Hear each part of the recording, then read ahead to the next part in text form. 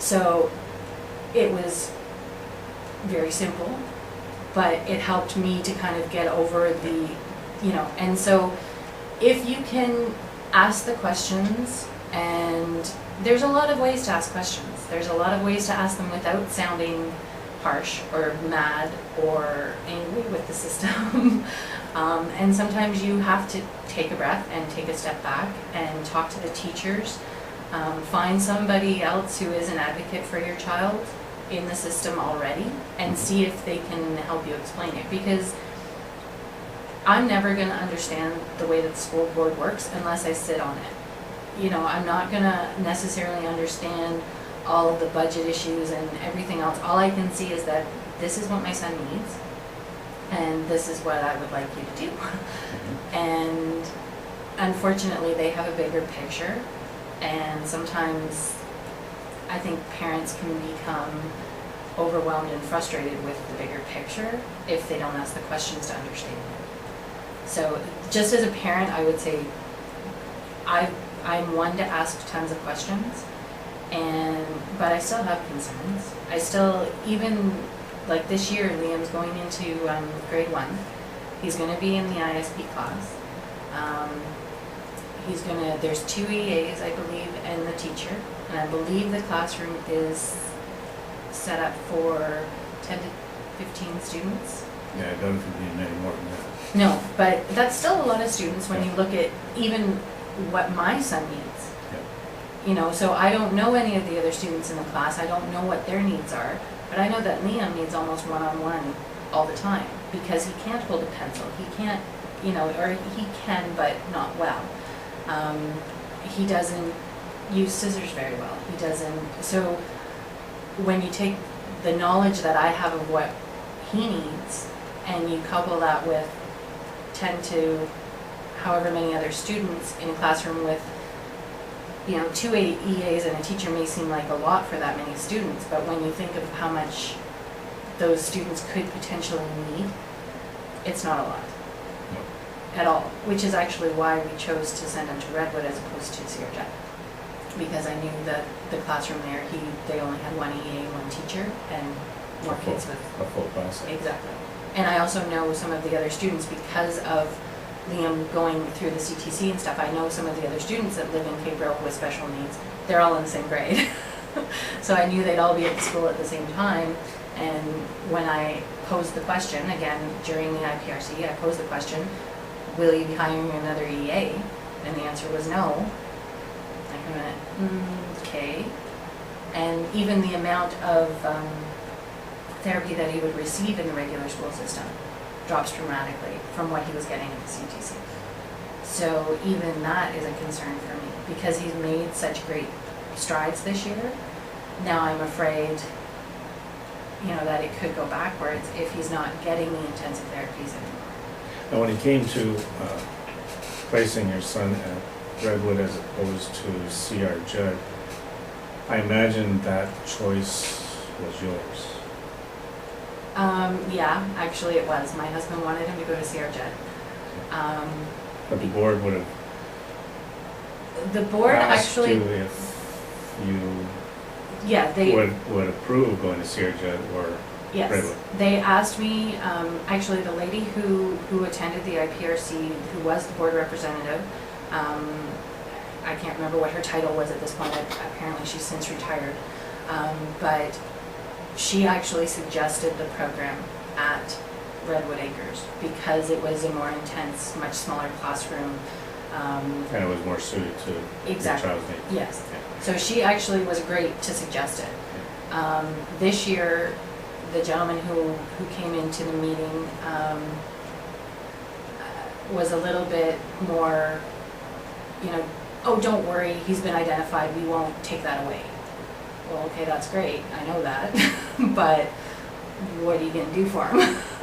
So I think, and again, that's just the impression that I gave. He may have been having an off day, but he seemed to kind of be more of a representative of the board as opposed to, a representative of the child, or what was best for him, kind of thing. So, See, one of the interesting things about the whole process is that when your child is identified and you've got the exceptionality, and then you have the recommendation from the IPRC as to what is needed to meet the child's needs.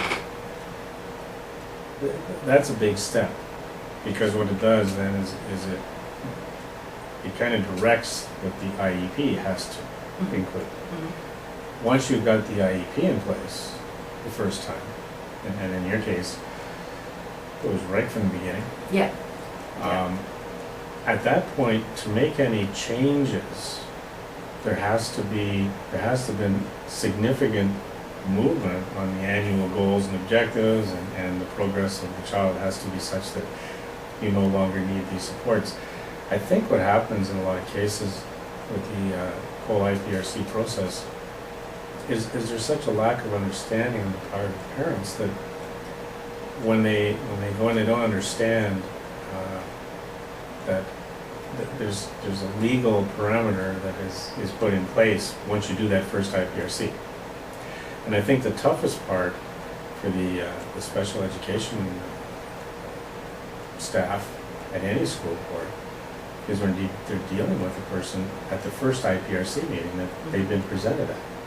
Because now it's a matter of having to put all of the information and documents together to determine if this child is going to be identified. Because if you make an identification and then a year later you remove that identification, you better have a pretty good reason why the person is no longer an exceptionality. And so, unfortunately, I think what's happening now is you're getting into a lot of situations where, because of the fact that there are so many people who are identified as exceptional, the drain on the provincial budget is huge for special education, and the provincial budget, the ministry has been cutting back in special education funding, I think, to try and force the IPRCs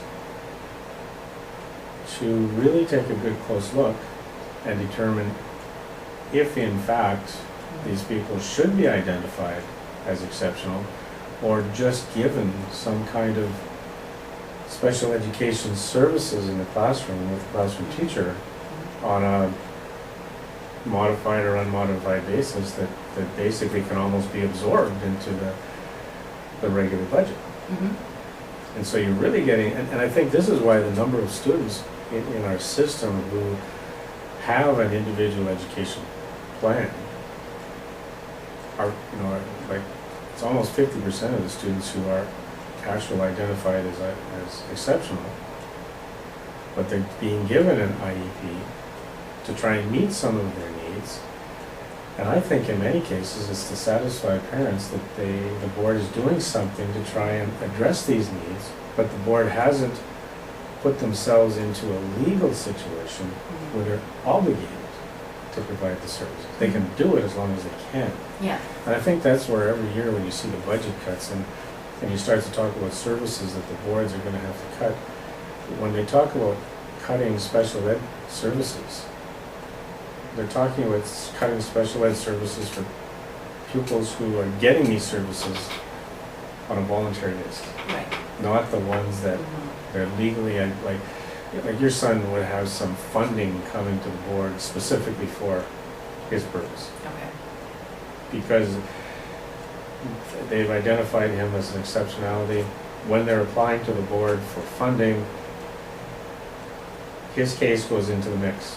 Okay. So it's part of the money that they get.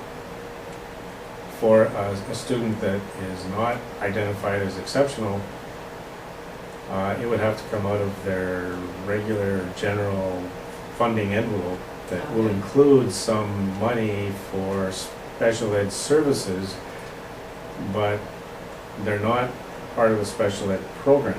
And it's really interesting when you take a look at the language of the law. Like, a child who is